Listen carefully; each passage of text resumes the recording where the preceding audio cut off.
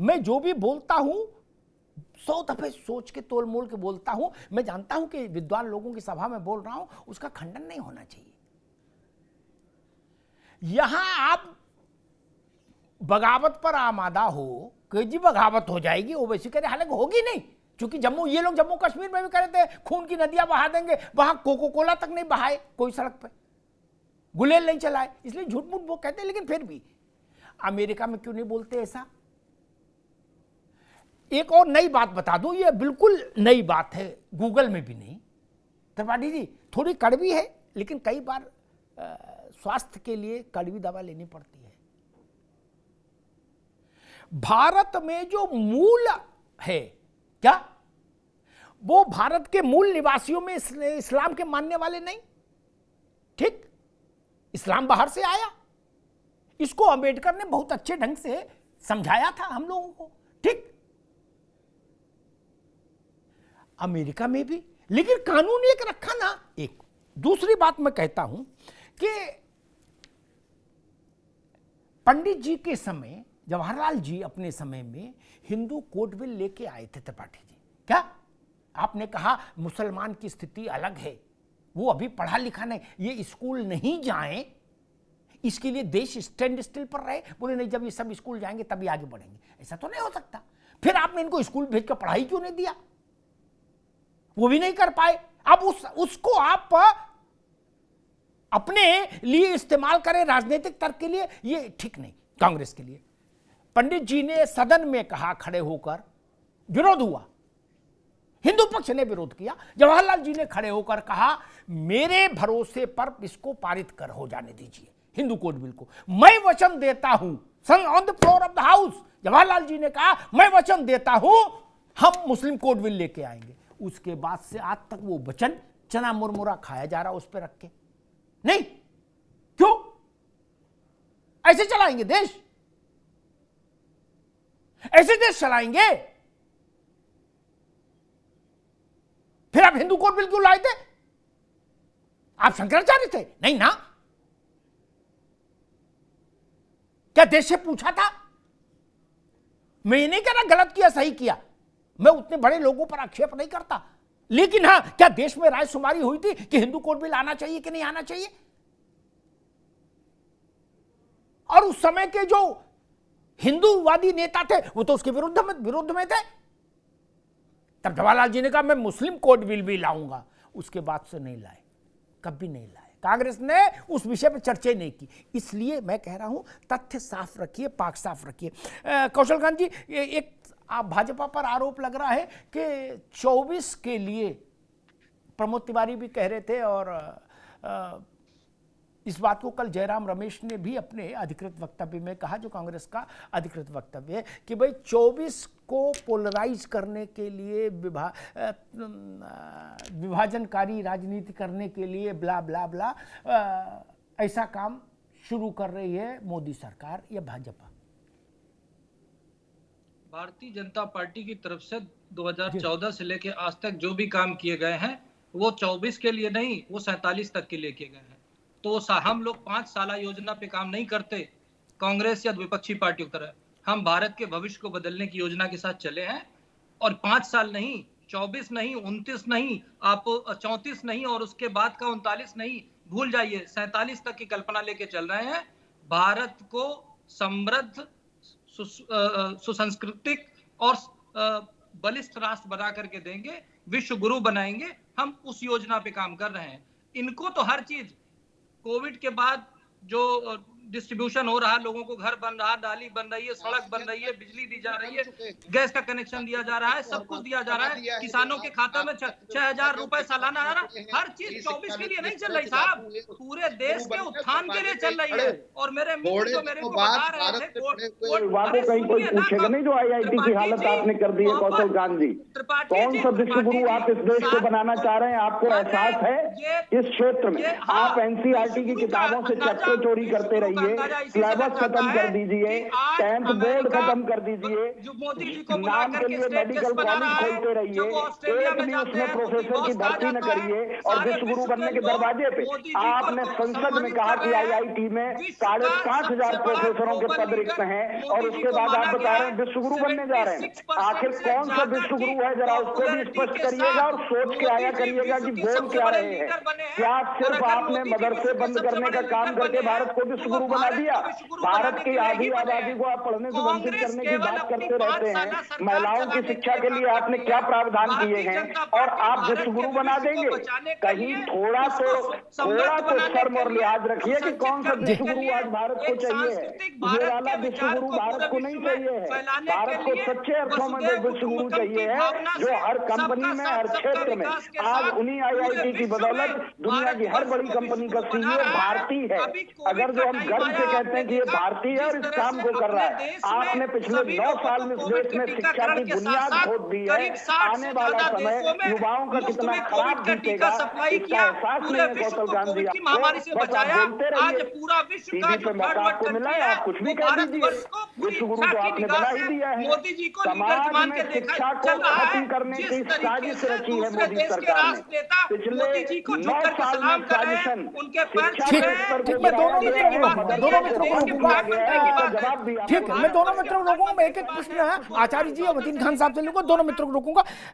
ये बात मुझे समझ नहीं आई कि भाई जैसे होता है ना, एक चोर को पकड़ा पुलिस ने, आचार्य जी उस चोर को रंगे हाथ पकड़ लिया। अब वो चोर कह रहा पूरे विश्व से सारे चोरों को पकड़ के लाओ पहले, तो उसके कान के नीचे मारना पड़ेगा ना, कहेगा इसको हवालात में डालो, 20 डंडे मारो, इसकी दिमाग खराब हो गया, भाषण भी दे रहा है। नहीं, IIT में प्रोफेसर की के पद खाली, 5,000 खाली के 50,000 खाली है, 2,000 खाली। मैं उस बहस में नहीं जा रहा अभी, क्योंकि आज विषय नहीं, जब उस पर करेंगे तो प्रामाणिकता से। उससे यूनिफॉर्म सिविल कोड की गाड़ी में इंजन बंद कर दो और साइड में लगा दो, ऐसा क्यों हो आचार्य जी? ये विषय अलग है, वो अलग है, वहां भी भर्ती होनी चाहिए और यूनिफॉर्म सिविल कोड भी आना चाहिए। क्योंकि 75 साल से ये जो घोर माठा हो रहा है, पूरब में एक शब्द घोर माठा, इधर शब्द है लीपना, ये जो लीपा जा रहा है ये अब तो नहीं चलना चाहिए। और जो जो स्कूल नहीं गए, मान लो हम त्रिपाठी जी की बात मान लें, वो सब लोग अपना नाम लिखाओ, स्कूल जाओ, भेजो बच्चों को, जागृत हो जाओगे। और जागृत होने के लिए क्या होगा भाई? नगाड़ा बजवाएं। अरे हम कह रहे हैं आचार्य जी कांग्रेस ये जिम्मा ले ले और समाजवादी पार्टी ले ले कि भाई मुसलमानों को जागृत करो। अभी आज तो आने रहा सिविल कोड, आने में भी अभी 6 महीने लगेंगे। 6 महीने में सारी शक्ति लगा दीजिए जागरण में आचार्य जी। नहीं, बिल्कुल अमिताभ जी, जिस प्रकार से अभी त्रिपाठी जी ने बोला कि इस देश की आधी जनता को पढ़ाई से वंचित कर दिया गया, मुझे एक बार बताइए, क्या मदरसों को में आधी जनता देश की पढ़ रही है क्या? और मदरसे से पढ़कर हासिल क्या हो रहा है? मुझे बताइए, अभी बताइए। जिस प्रकार से त्रिपाठी जी बोल रहे थे कि देश की आधी जनता को आपने पढ़ाई से हटा दिया जी, मतलब मदरसे में आप बताइए, मदरसे में कौन सी क्वालिफिकेशन एनहांस हो रही है? क्या कर रहे हैं? इस विश्व के अंदर 50 देशों में मदरसे पढ़ाए जाते हैं, मदरसों से पढ़ाया जाता होगा। और कैसी अशांति वहां पर, कोई वेद विद्यालय नहीं है वहां पर, कोई कॉन्वेंट स्कूल नहीं चलता होगा शायद सीरिया में और इन सब जगह में जिनकी आप बात करना चाह रहे हैं कि मदरसे बंद कर दिए। और वहां पर कितनी शांति है, कितनी प्रगति है, कितना आगे बढ़ गया है, कितनी इकोनॉमी राइज हो गई है।